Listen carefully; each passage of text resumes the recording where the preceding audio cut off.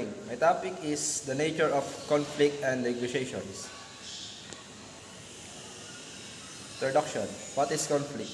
Conflict is the interaction of independent people with perceived incompatibility of goals, interests, ideas, and values, and possibility of interference from others as a result of this incompatibility or sharp disagreement. This type of human interaction interdependence determine parties and incentives in the conflict. Regardless or whether incompatibility actually exists, if the parties perceive or believe incompatibility exists, then conditions are ripe for conflict. Communication problems can be an important source of incompatibility. Conflict negotiation.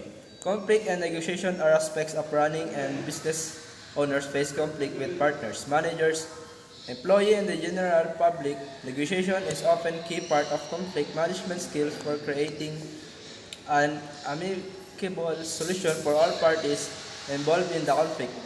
Many small or home-based businesses avoid internal conflict and negotiation because owners are primarily responsible for completing business functions. However, external conflict and negotiation occur for most companies in the business environment. Options for solving conflict. Respectful conflict and negotiation in organizational behavior relies on using different techniques to resolve difficult situations. Business owners might follow a few steps when processing discussion options and solutions, identifying the problem, analyzing the issue, creating different strategies or approaches, and acting on outcome or ideas. This step provides a logical process to follow when solving conflict and negotiation issues. The five main causes of conflict. There are five main causes of conflict: information conflicts, values conflicts, interest conflicts, relationship conflicts, and structural conflicts.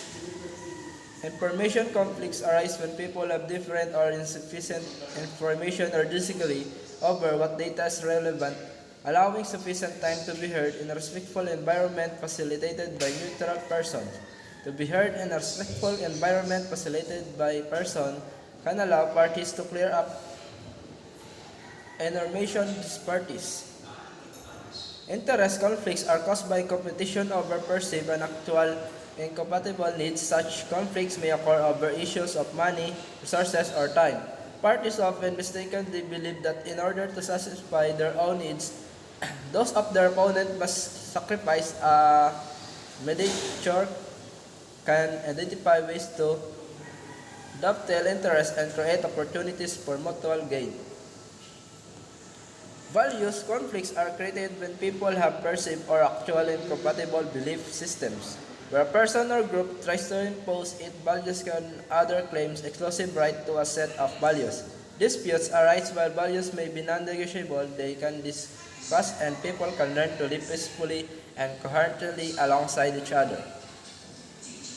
Relationship conflicts occur when they are perceptions and strongest negative emotion or poor communication. One may distrust the other and believe that the other person's actions are motivated by malice or intent to harm the other. Relationship conflicts may be addressed by allowing each person misinterrupted to talk through the issues and respond to the other person's concerns. Structural conflicts are caused by oppressive behaviors exerted on others. Limited resources or opportunity as well as organization structures often promote conflict behavior. The parties may well benefit from mediation since the forum will help neutralize the power imbalance.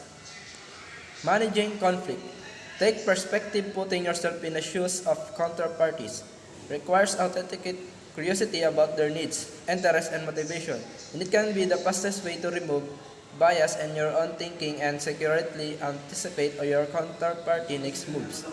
The objective here is to understand their real interests, as opposed to their position, a questioning attitude, and desire to understand not only to improve your chances of doing so, they may also engender mirroring behaviors from the other side of the table.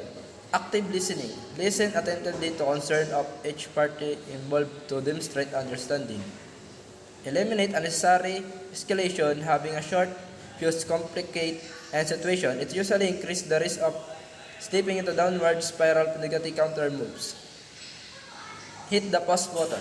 When all are falls and it will, the best courses of action is take a break, budget substantial time for breaks and use all of it. 15 minutes is not as much as break as 4 hours or 4 days. A break should give teams to reflect and reconstruct what they have experienced, to decide on new behaviors and to practice them. Thank you.